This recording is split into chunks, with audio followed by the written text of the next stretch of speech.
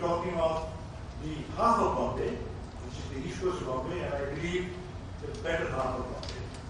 It's like all of us are better half, right? So that's the better half, which I think we need to look at. I personally think that the development of the eastern half of Bombay, which I think is genuinely a better part of Bombay, because it's sheltered. The western part of Bombay is exposed to the ocean and the sea and so on, and the eastern part, that's what it is even more. It's because it is sheltered in every single way. So I think it's good for India. One third of taxes of India come from the city of Bombay. I don't know how you do that. So the fact of the matter is that it's good for India, it's good for the state of Maharashtra, and finally, of course, it's good for all the citizens of this great city. So I think we have a tremendous opportunity ahead of us. Where in any city of the world can you get 13 kilometers of coastline vacant? I would like to know that. I travel all over the world thanks to the business I'm in. I can't think of any city, anywhere in the world, that could give you 13 kilometers of prime land, waterfront available to you. So what an opportunity that we have there.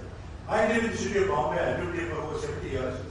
But I can tell you, I very rarely go to that part of our great city. And thanks to Meeraji, I went there the other day, and I was absolutely staggered. I was flabbergasted when I saw half a mile of the beach full of coal, mountains of coal, where space sells by the inch. You know, 100 square foot, so space in Bombay is set by the square inch. You have half a mile of pristine beaches full of coal. And when I came back from that area, I had turned black and I had to have a bath. It's a fact, it's a true story. So the fact of the matter is, this is frightening, and I would encourage everyone in this audience, I tell Meeraji that she should encourage everyone in this audience to go to these, so we should arrange bus tours, and it take you there, and you'll be absolutely flabbergasted. Unless you see it, you will not believe it. Now, I don't stand between you and the wonderful moderators and the chairman of the panel that we have. I'm going to invert the sequence a little bit. So I'm going to ask Mr. Anand Desai to kick off, because a lot of the questions that are being asked, I noticed from the session was how do we do it, how is the authority be formed, what are the legal powers, how do you pay the people, there are leasehold lands, and so on. There's all kinds of questions. So I'm sure Anand will address most of them. So over to Anand, and then I'll go in the sequence that's there, which is Geeta Ji, who is Ruben Abraham, had to leave for Singapore. So we'll ask Geeta Ji to stand in for him. Then you have Manjeet Kriplani, Bashi Kakariya, and then finally Dara Devante. So over to you, Anand. Thank you for the time. Yes,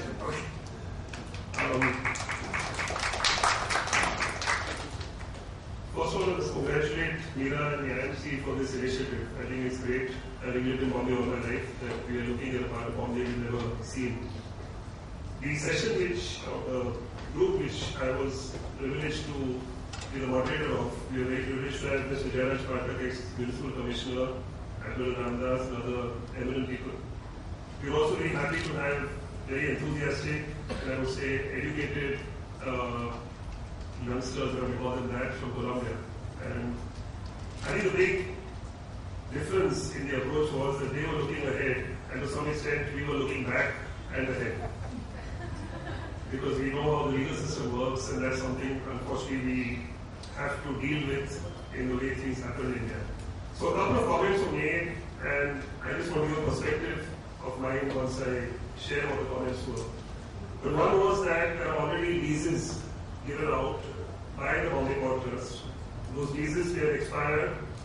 So the perception of many lessees is that once they bought the lease, they're actually owners, and therefore the government cannot take it away.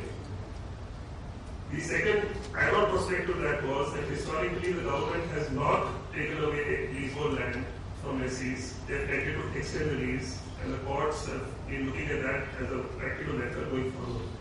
So courts normally ask the government to increase the lease rent by a reasonable amount, whatever that is, but to let the lease continue.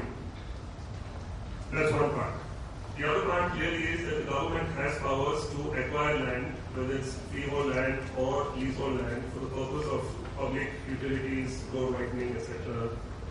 So what else came up was that what is the master plan going to show? So is this really filling gaps that we have in Bombay City by way of putting in amenities that we lack?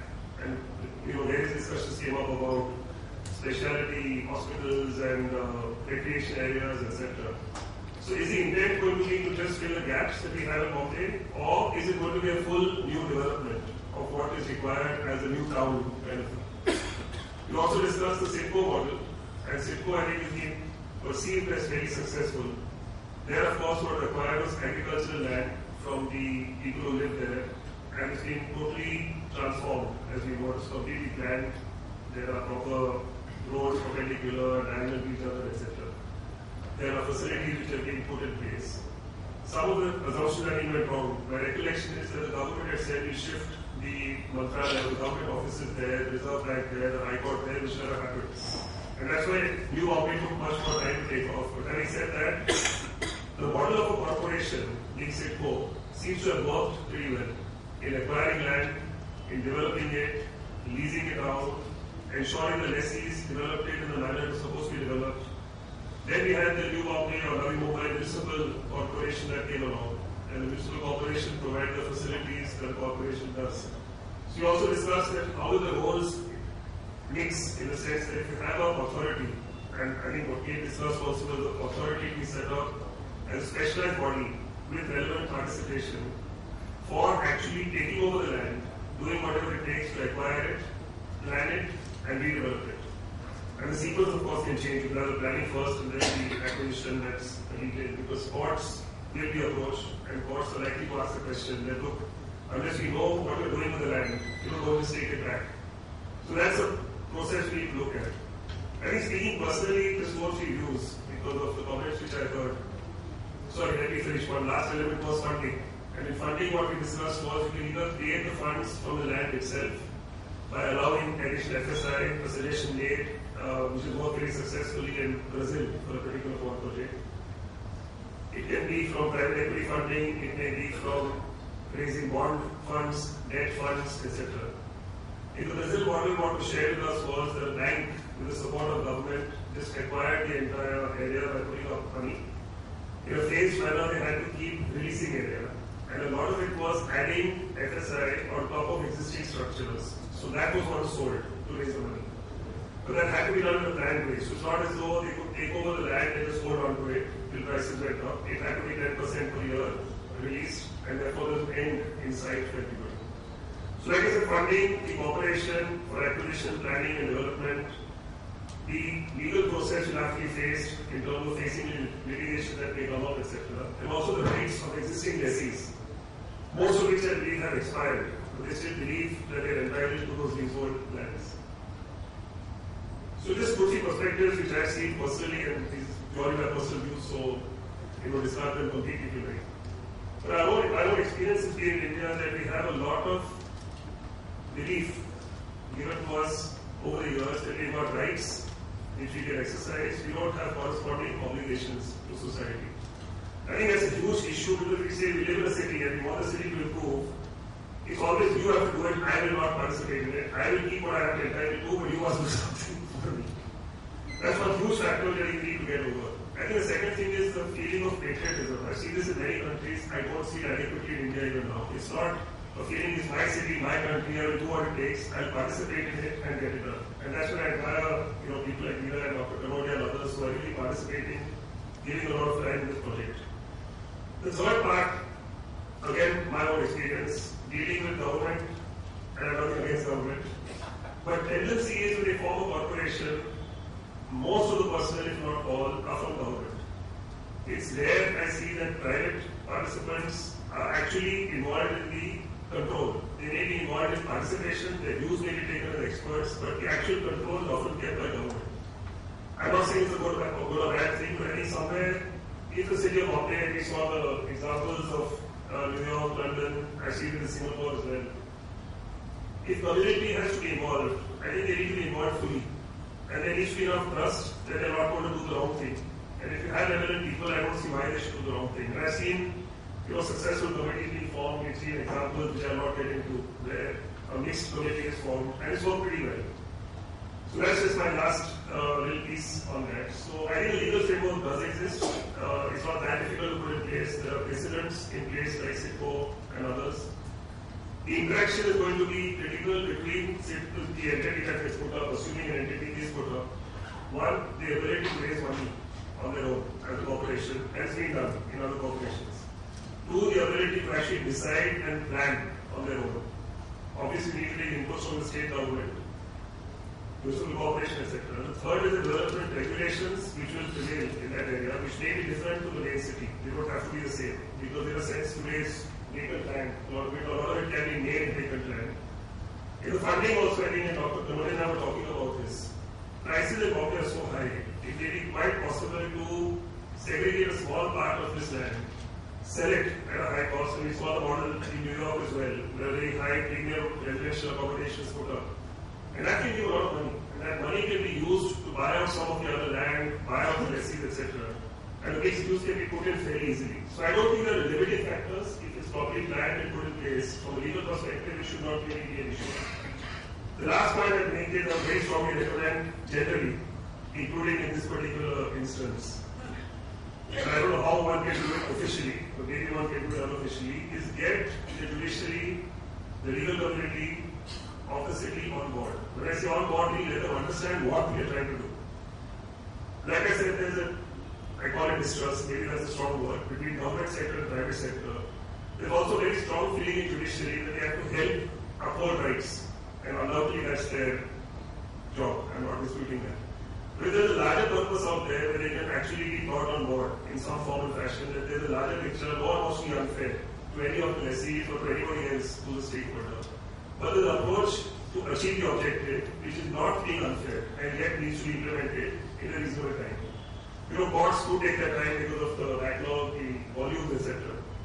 And I think the conversation is not out of place. It may be viewed as strange, but on the other hand, we see our ceiling taking I don't know how many years and going how much over budget. So we have examples of how things can go wrong. So maybe we can this time try and make things right.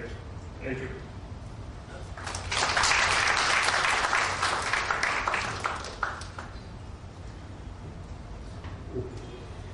So the job of our team, our discussion was to think about the principles of planning and design.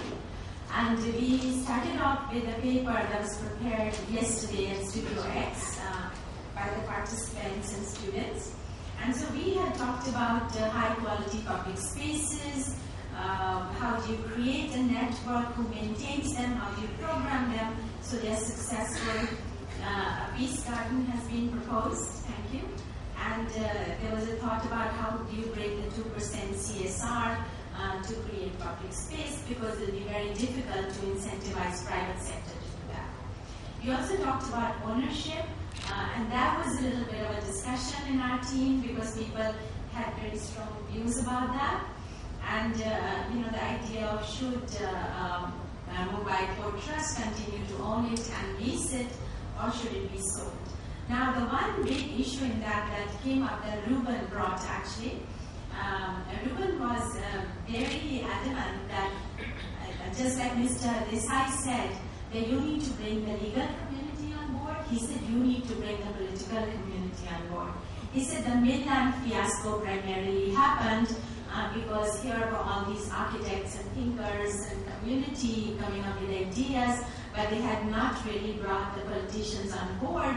And the way the system is in India, you need political finance, you have to look carefully at the political economy, and that homework had not been done. So he was strongly of the opinion that that's something that we should start with immediately and bring them on as important supporters of that. Some more ideas came up by the members, and it was suggested that why not do more landfill and even create more land. And so these were all discussions, but I just wanted to bring them to your attention. And it was also said that urbanization is not connected to planning in Mumbai or Maharashtra or in most places in India, because urbanization is racing ahead and planning is really behind. So we need to find systems so that this planning process can happen very much in step with the needs of the people as they are developed. And so there was a discussion, comparison between what happened in New York, because I was saying that there are community boards who would protect and not let the milllands happen. But somebody brought up that yes, this kind of thing did happen at the time of Robert Moses. You all seem to know Robert Moses. But actually the community boards came as a reaction to what Robert Moses did. And therefore it was suggested that, okay, so we also had the Midland fiasco, so maybe it is time to create community organization that understand the issues and are able to have very well articulated suggestions that can be put forward. It was proposed that perhaps some channels from one side of from the east coast to the west coast be created. This would be part of creativity. How do you reinforce the connections through the city? How can public transit connect the city to the water and the woodlands to the city? Is it possible to go beyond the site of the specific portlands to the entire city and link that? And everybody pretty much feels very strongly about that. There was some discussion about putting metros underwater that would go from Mumbai to Navi Mumbai and so on. The other issue we discussed was about diversity, and people do feel strongly about having middle income and low income housing mixed, and perhaps some high income if that will help to support the public land, public spaces and the public realm that we wish to have there. Understanding and respecting the heritage sites and the existing urban structure and keeping that was discussed. Project affected person housing was discussed. The idea that the people who are there in informal communities like in Galuhana are right now not even considered slum dwellers. They are really anonymous, not even counted in anything. So what are their rights? What are their rights to the city? We talked about that. And there was a discussion about that, okay, so this will be seen as a Mumbai project, but many of the decision makers in the state, at the state level, will not want to invest money here because they will want to invest it in other areas of Maharashtra where the need might be considered greater. So how will that be positioned? And from that point of view, perhaps it is better that the portlands stay with the central government and then are somehow managed or helped by the local government. So this was generally our discussion. Thank you. Thank you, Vijay.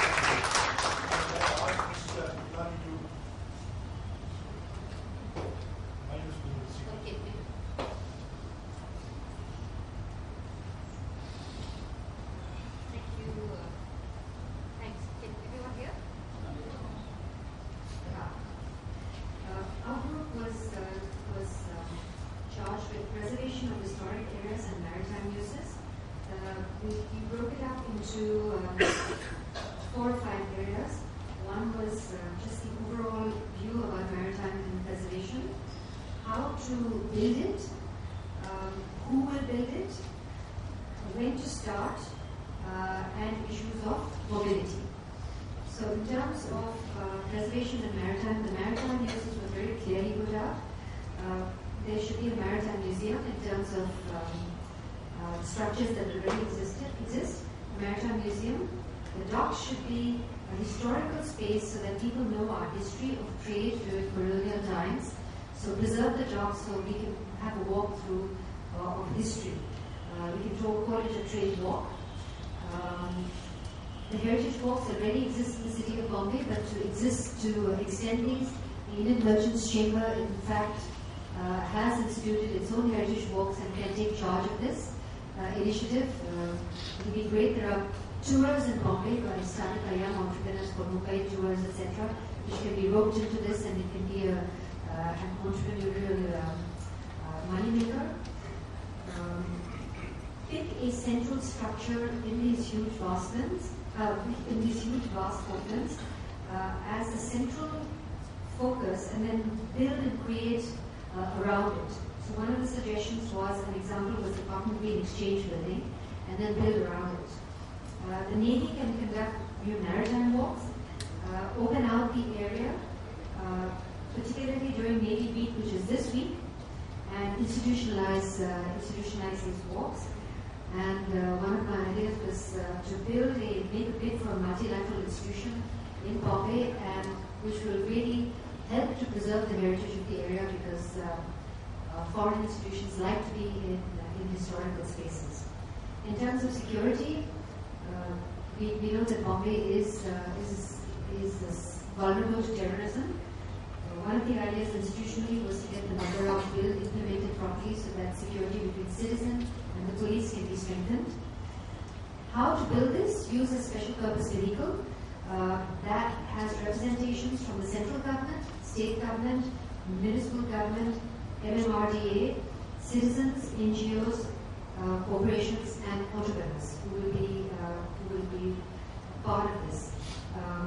You can use CSR to build this out, because culture is part of the CSR rules. So anything that involves culture is part of, can be used under CSR. So preservation of heritage absolutely falls into that. You get funding initially from the state, and once you build it, then tourism will be self-sustaining. Who will build this, and how do you get the skills? A very good suggestion from one of the students at Columbia was to use to create jobs, because preservation requires intensive labor. It requires technology, but a lot of labor also. So it creates both short and long-term labor. And then these laborers who will come from the adjoining community then become sort of preservation specialists who can be used across India. The central government has a central government skilling scheme, vocational skilling program. This can feed into that. So this way you get Delhi to buy into the Bombay story and preservation for the rest of the country also.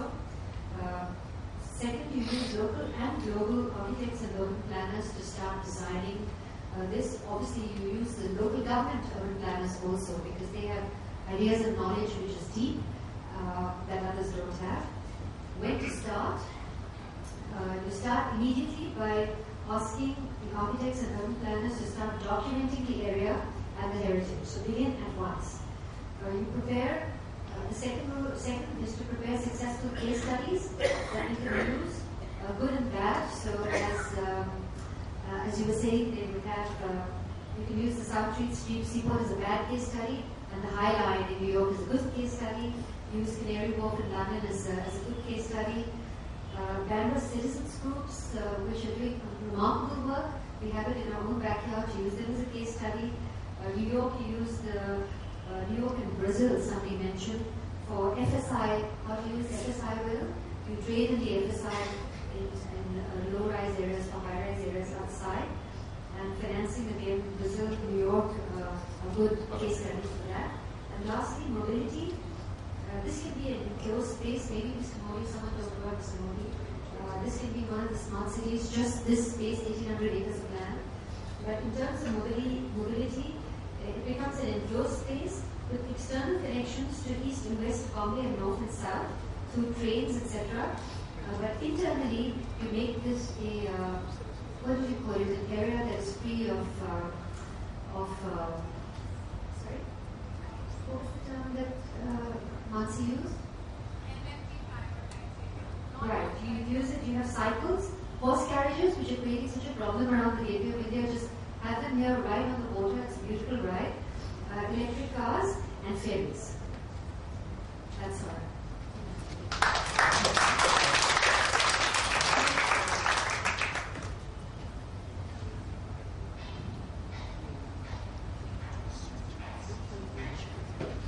Good evening. We had our session was issues of stakeholders' participation, slum development, and affordable housing. And they are a very active group, and I'd just like them to stand up so we know who was part of our workshop. Yes, the gentleman there with the topi, so you can see we had a very active. We also had a walkout. So you can see that we weren't popular all round. the important thing really was that, we kind of, we looked at affordable housing. We made it very clear that we were talking about affordable housing. We weren't just strictly talking about the four walls of a makan. We were really talking about the people who live in those houses and what would happen to them when this whole plan took off. One of the first things that we talked about was that we needed transparency, so that we were not caught on the back foot as we were caught with the milllands. That from the beginning we know that this is the area available, these are the people who are going to be able to dispose of it or dispense of that plan. And as Kate said earlier, that yes, no plan can be written in stone, but any adjustments that happen are legitimate adjustments. They are not there for reasons of political expediency or to suit one stakeholder to the expense of everybody else. So I think the first thing really to be very clear is what is available and what is available to be dispensed. Right? Then the second thing was that it was very important to make all stakeholders, which means that us, but also very much the people who are still living there. So you have to make, as in a lot of development issues, make the problem the part of the solution. So they have to be part of meetings, they have to know, feel good about what was being done, otherwise we would never be able to carry it forward. Kate, you talked about taking politicians on board, but politicians get on board whether you take them on board or not. So we have to talk of the disenfranchised who normally don't get spoken to in issues such as this. Then we said that, as actually did happen in London Dockland, where phase 1 didn't work because it was a very airy-fairy grand plan, and it didn't take local population into consideration. So this time, local sustainability was very important. So it had to do a lot with something as simple as proximity to workplace, easy that people should be able to really walk to their workplace. You don't want to, when you're dealing with not such an enclosed area, but certainly a containable area, we could develop systems where it was user-friendly. So that would be that. Then there would be reskilling and retraining. For instance, the breaking up of the ship, the shipbreaking activity, which is highly polluting, where maybe a lot of the people who are there because they are there because they are breaking the ships, but a large number may want to stay on and get reskilled in something else. So that is the kind of opportunity that we should offer them. Not say, oh wonderful, you are going, please go, we're very happy for you to vacate, so that we have this land for ourselves. So we didn't want to kind of get rid of a problem from the dockland and create a problem in another pocket of the city, which is what had happened. Then we talked about transportation, which is very important in this whole area, that we had to kind of not just think of transportation within the users of dockland, the actual occupants, but also as in helping the transportation needs of the city. Because we all know that the Nehru Road is one of the most unused and wasted resources of the city. Then we said that we would definitely need the maintenance and the financial sustenance, and that we could bifurcate income from buildings towards public infrastructure. And so that means you would actually see where your money was going, and it was like if it was a little society, then part of it would go to the public goal. So everybody would get the benefit of it. Then we talked about the importance that it has to be a mixed-use area, that it should have retail, small-scale industry, or that within it, so that it doesn't become into some dormitory situation as happened initially with Navi Mumbai, but that a lot of job opportunities are available within your the ambit of where you stay. In fact, this idea got developed in very imaginative and innovative ways, that in each society or even in each building, we create a floor where people of that building can, maybe create their paparas and sell it or create whatever, and so you have a mercantile element into a residential building. So that was an interesting idea, and I'm sure it will work. And we talked a lot about open space, that open space is desperately needed for the city, and I know that Manjeet came up with various ideas, but I think just some kind of benign neglect in open space as open space not London Eye, but really, where people can just go and chill was very, very important. And when you look at it, when you really look at it, the eastern waterfront is actually one of the best kept secrets of Mumbai. I'll just divert a little bit. When I came back from Delhi and I wrote this piece in 2005, and I talked about Dinero Road and the whole eastern waterfront, I actually had very intelligent people who said, but where is this place? And it's actually parallel to the whole Mamadali Road, the whole Parel Road, now the whole developments of Sibri, Ampa, going all the way up there. So this seems to be an ignored area in all kinds of planning.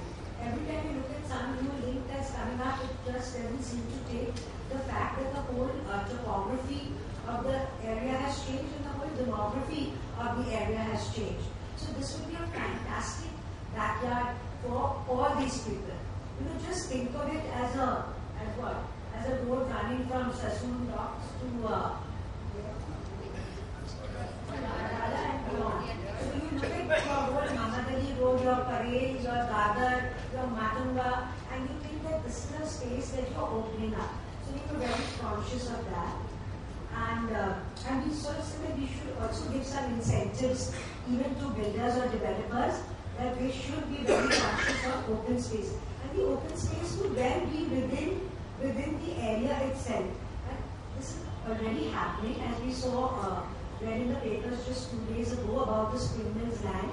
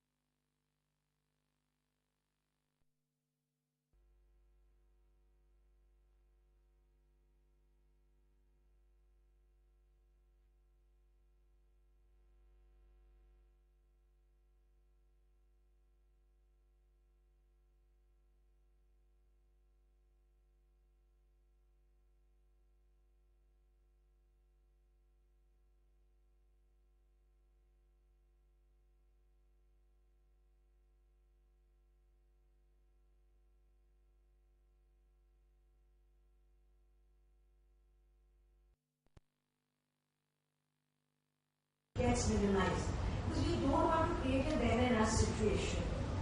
And then we talked a lot about the new typologies of housing that can come in. So it could be social, it could be rental, it could be slum rehab, and of course your New York thing of 50-30-20 would have to be a different kind of mix over here because of the people. People talk about why not hostels. There are so many working women especially, and they need a place to stay. And a lot of people said that this word affordable is really a non-word, because affordable to whom? And a lot of people said nobody really wants. Today when you're saying affordable, is being applied in terms of ownership, which is not affordable to anybody, as Mira said earlier, but really looking at the whole aspect of rental. And today, the market is taking care of it. The informal market is doing, you have a padri here, somebody exchanging a slum for, a lakh of rupees, or even a small poli being at a rental of 5,000 rupees. So the market is taking care of it. So we need to make it formal, and so that the negative qualities of the market do not get institutionalized. Because the market abhors a vacuum, and they will come in, and then they come in with it in a way that won't help anybody except a very small privileged community. then we talked about, in this whole housing thing, we talked about the build, operate, transfer system. And we thought of new mechanisms of execution, delivery, and maintenance. And we also thought of perhaps new finance models for Mumbai, such as infrastructure bonds, but which could be applied in a much more localized fashion. Basically, that was it.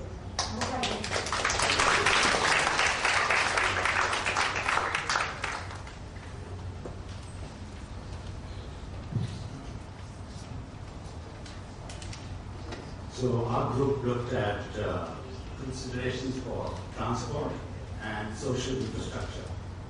And we've been helped greatly by Kate, who summarized very concisely the main points from these long-winded and sometimes diversionary discussions. So what I'll do is to give you a flavor of the dialogue as it proceeded, and then come to these very crystal clear conclusions from these discussions. I think there was a clangor dropped at the very beginning of the session when one of our members suggested a ring road around the whole of Greater Mumbai. And we had some transport activists who work on transport issues who immediately said that flyovers, ring roads, sea links are not the solution, that Delhi has in fact 2 ring roads. It does not solve the problem at all. And somebody referred to Atlanta, Georgia, which he said had some of the worst traffic in the world. But it had now designed a greenway, for walking, not just cycling, but walking over it. So Atlanta could do it, maybe others, Mumbai itself, would follow suit. So there was a strong emphasis on that we should curb traffic, in fact, on the roads in the port lines, as an example of a smarter way of doing things. And when some even went so far as to say that there should only be public transport in the docklands, well, which might be pretty extreme, but certainly public transport should get a high priority. For those of us, some of us belong to the Mumbai Transport Forum, and one of us in any discussion, for instance, like the extension now of the Bandra-Worli sea link as a coastal road from Bandra to Versova, there's always a discussion, how do you decide on whether to go ahead with a scheme like this? So one of our very prominent members has a simple formula. He said if half the users are using public transport, only then should we go in for a multi-pro road or any other scheme. I think it's a good kind of formula to work on. There was some question raised about, there are lots of taxis parked in and around Mumbai Central, and these are taxi drivers who park there and live far away in the suburban north, cannot commute by their own taxis there. So maybe there could be an area in the docklands for parking cabs. People mentioned how buses in the city are underutilized. In fact, I think we can see now that the usage of the BST is dropping. That's only because there is so much congestion on the roads that you can never be sure when you leave by bus when you will reach. So how buses and the bus rapid transit system, I think you or Manjeet referred to Bogota and Curitiba in Brazil, all examples that Mumbai should be following. Of course, it was mentioned that because, as Meera pointed out, I think, that there is no place in the dockland which is more than about 10 minutes walk away from the harbour line. That should be a guiding principle so that there is this spine the harbour line, and one can use it. But having said that, there was also the, we'll come to that in the second section. New York, for that matter, has also had ring road, not been entirely successful, and is now surprisingly going in for ferries, which have been dormant for 20 years. Now not considered, the ferry is not considered usable for peak traffic, but that increasingly is. So I think Mumbai can learn from all these experiences from other cities. So to sum up again that first point, because it is to on the east-west connections, to reserve it for public transport as far as possible. But as a member mentioned, that we need there's a lack of transport institutions. So how is this going to be coordinated? Who's going to take responsibility for it? Who's going to run it? I think it's that institutional capacity that is needed. Also, very importantly, there's a land use integration necessary with the transportation. Transportation must speak to the land use integration. Now, the second point we looked at is the building and rebuilding of north-south corridors. What is rail, road, and water infrastructure? What exists today, and what can be done to improve it? As pointed out, there is a freight railway line which is minimally used now, and that could be easily put to use as a new railway line which runs right through the docklands. There could also be, as exists in other cities, sea buses, which are very small capacity vessels, just 10 people using them. That gives you a tremendous flexibility along that whole east coast. There is also a road now run by the Mumbai Port Trust, which is 20 kilometers long and can be easily used for a bus rapid transit system, and throwing it open for that kind of use. Of course, the support of local communities was constantly being sought for their opinions on these kind of use. Just to sum up, saying use the existing freight line for north-south movement within the portlands, tie to existing transport hubs, need to tie the land use to the transport and devise them together, encourage people living and working within short distances to relieve pressure on the whole system. Now the third issue we looked at, I think we overlapped with Bachi's team, is on housing. And basically it was suggested that those who had residential leases as against commercial or industrial leases, when those leases ended, they could be entered into in the plan. Port workers should be accommodated, and there was a space perhaps for the residents of chawls. When chawls are going to be redeveloped, there could be like transit camps in the docklands for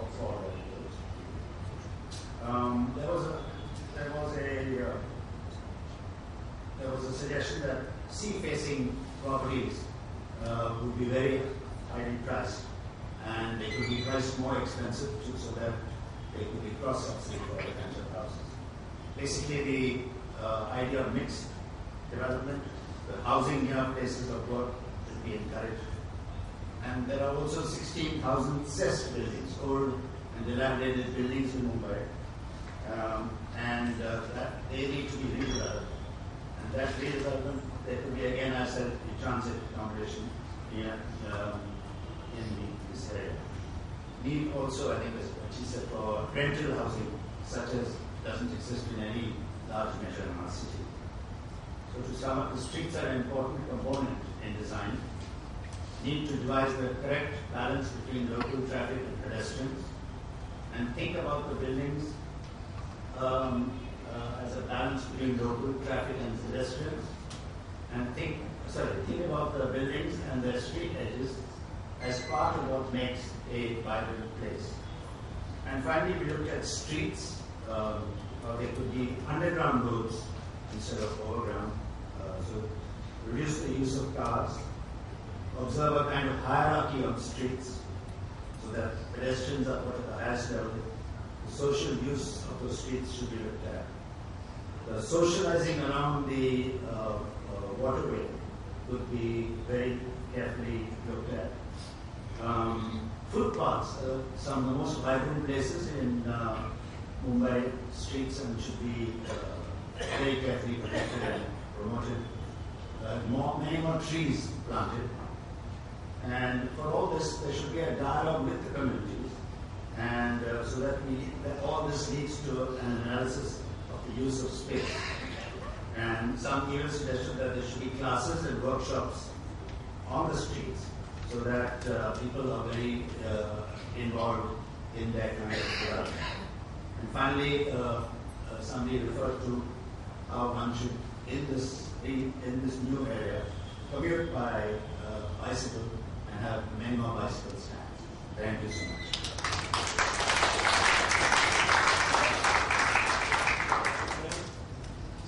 Chairman, I can spend 5 minutes. We have 5 minutes on hand, which I'll share some of my thoughts or whatever they were. I think the big issue is the bigger issue which we talked about. I believe that we should have what I lack of better word an SPV, or special purpose vehicle, to somehow address the issue.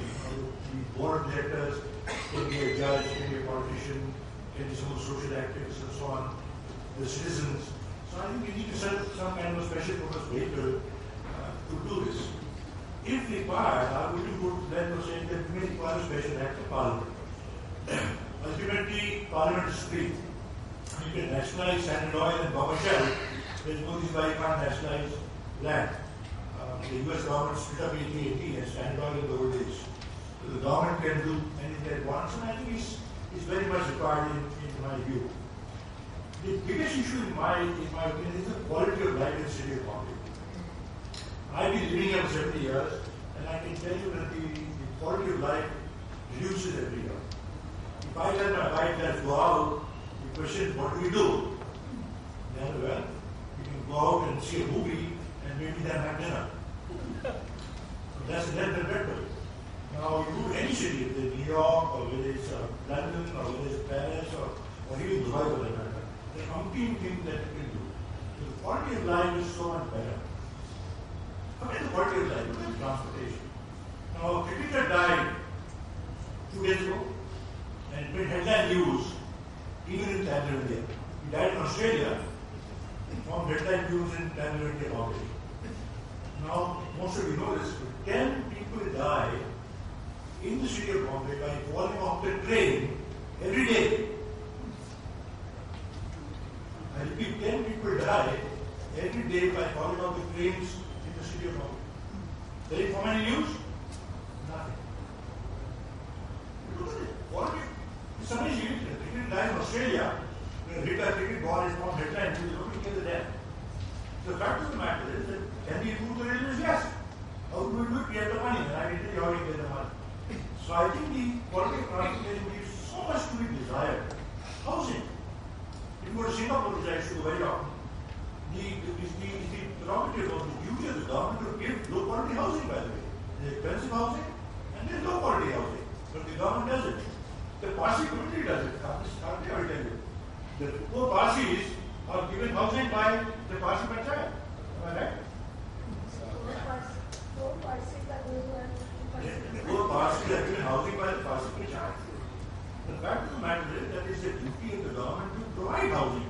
And here's an opportunity that we can do this. Another point which I took out from an article that Mrs. Padre wrote, which I had in a pocket here, talks about the open areas versus the built-up areas. And there are international norms on this. There are published international norms on how much area should be open, how many hospitals, how many schools, how many colleges, and so on. They're well known. You know, we staggered to hear that every single norm for the city of Bombay is violated. Every single norm.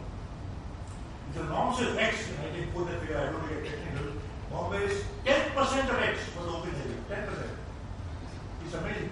London is 2X, by the way, twice the norm. This is crazy. So I think we need to rectify it, and now we're talking of taking over the race course even and building housing. You hear this, all the time. It's very popular to see these kind of things. But the fact of the matter is you need open areas for many, many reasons. Ecological and otherwise, which I think are very important. The density of the city of Bombay, published figures show 20,000, some figures show 30,000 people per square kilometer. It depends on the definition of Bombay. That's the problem. But irrespective of this 20,000 or 30,000, it's one of the 5 densest cities in the world. These are all published figures, I'm not telling you something confidential. The East Coast, I repeat, as I said, needs to be shelter. You can have water transportation, you can have water sports, and all kinds of activities which Bombay has never seen. I think money is a non-issue. I keep paying on money, and lots of people already talk about money. One building in Bombay, like the Palais Royal, is worth 5,000 crores of rupees. The 3 buildings, Vivaria and Jacob Circle, which is not the best locality in the world, is worth 10,000 crores. Calculated. 10,000 crores. Fact of the matter is, you construct 5 or 10 buildings in this area, which is nothing, 10% of the area, you have enough money to pay for everything. So what Kate said was right. I was delighted at her exposition. She spoke so brilliantly because Bombay is the same as Manhattan. It's an island, it's not all around, it's dense, it's business, it's commercial, it's tremendous value. Incidentally, somebody asked the question how many bridges and tunnels are there in New York. It's 1 10, it's 10 or 12. If you include the tunnels, Bombay is 1. And Chennai.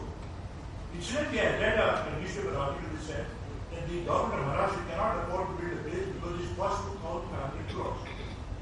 And they can't have water transportation, it costs 3,000 crores. I said, for heaven's sake, build one building on sea, Portland, we'll pay for both. You think about it. It's absolutely crazy. So I don't think money is any issue whatsoever in my opinion. If you build a bridge across the harbor, and many Western Indians don't want this, and I don't elaborate on that. There are 5 times greater area than the Portland, by the city of Bombay for that matter, just across the harbor. You have another Hoboken, you have another Jersey City, you have another Brooklyn, another Bronx. Okay, but there is no access to that place. So what does that road cost, or what the bridge cost? 2,500 crores. What is 2,500 crores? Cost a harbor building. It should be crazy about being just need to do it. We need to copy Manhattan. It's Manhattan plus the 4 boroughs. It's actually 5 boroughs that include Manhattan. In Bombay there's one Vashi, but we need 4 more Vashis. And the moment you do that, I think it will open up. And of course, I think there's a huge business opportunity. If you can 1,000 acres of land that is there, there'll be opportunity for everyone in this audience, I can tell you, in terms of income. There are all kinds of business that will be open up. Look at the builders, and all kinds of other opportunities that will open up to every one of us, no doubt about it. I personally also think the city needs character. I personally like character in the city. I don't know how you know this, but London, Paris, and Rome were all built by the Romans. Even London was built by the Romans. And these cities have character. Dubai has character today, Dubai. And so does our country character. You don't like it, but it has some character. So if we have an SPV, we can ensure that it has character. And character is so important for the quality of life. So I really think that we need that kind of a character around us. The final point I'd like to make is that development of a country or an area or a city is not a zero-sum game. There's very few of us who can understand that. Everybody can win. See, in a card game, if I win, you lose. In development, everybody wins. And that's such a simple issue that the countries fight one another. And I tell them, why are you fighting? Both of you can win. India and Canada, Pakistan can win. It's not a zero-sum game. And I don't know why it's not understood. The other point that we are the all the time, and I'd like to really request this this battle is only to be won if we have a public awakening. So I think we need media, which include television, the news, and all of us.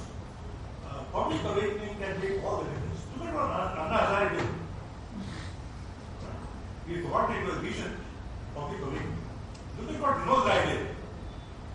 The entire government fell. Public awakening. So if you awaken the public, if you awaken the, all of us get awakened, politicians will listen, I think. I have no doubt about it. So I think all of us owe ourselves, owe the city, owe the country, a public awakening. So I would strongly urge of you to carry this message and let us sign a petition to the government. Finally, the deliverables of Meeraji, we have done a great job, and must congratulate her in public, is that we are going to submit a paper to the Prime Minister, to the Minister of Shipping who owns the port lands, and to the Government of Maharashtra. And I hope it helps. But the biggest help will be all of you stand up and say, we want it. And if you do, I guarantee you that.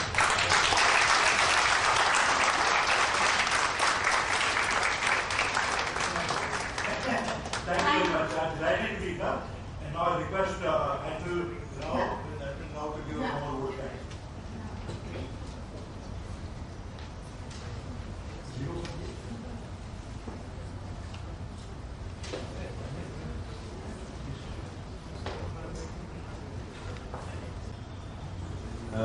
Ladies and gentlemen, it's my proud privilege to propose a vote of thanks to, first of all, you, the audience, because a conference, the most important people are the audience who come and support us. We are very, very happy that we could have a trustee of the portals, Mr. Atul Shah, to come for the inauguration. We are very privileged to have Mr. Jairaj Pathak as the former municipal commissioner and one of the municipality is one of the stakeholders of this city. We welcome Admiral and Mrs. Ramdas, very respected and prominent citizen of Mumbai. He was born in Mumbai and he is a great supporter of this movement. We are also thankful to Captain Kapadia, who represents the Sea Cadet Corps, who were one of the stakeholders in the portals. This conference would not have been possible without the very solid support we have got from the IMC Secretariat. I would like to give you all your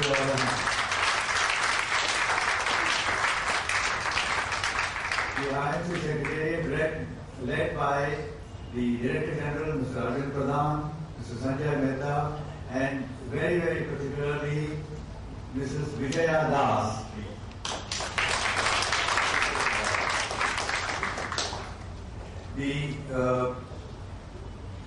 Our partners in this whole venture was first of all led by Apli Mumbai, our citizens group, and led by Meera Sanyal and very actively supported by the Urban Vision, Teaching about the Urban Vision case, and Studio Port, and across and beyond. All the architects, the urban planners who gave us the technical support. Without them, we can talk, but they are the ones who can give something which has got form and substance. Our partners, Columbia University, they have brought a global perspective and literally opened our eyes to what could be and what has been elsewhere and what we could achieve. The addresses by Geeta Mehta were literally brilliant, and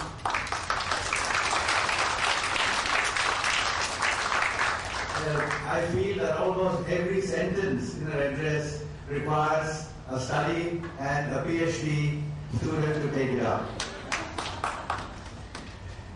What Meera Sanyal's address put the facts in front of you. And after all, what is it that we want? Is awareness. That awareness of all that is happening, and let us say that we must demolish the best kept secret of Mumbai.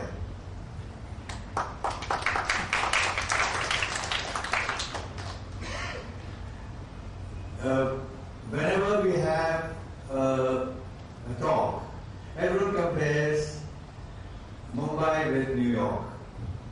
But I have not seen a comparison which was so apt like K. Dasher did.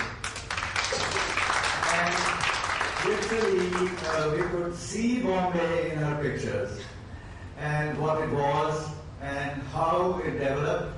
And thank you for really bringing the vision of Bombay in comparing it with New York. And there are so many of us who have been there. I walked the Brooklyn Bridge from end to end. I walked the entire western side of the Hudson River this year. And I disagree with you about the South Seaport. I went there, and the randomness there reminded me of Bombay.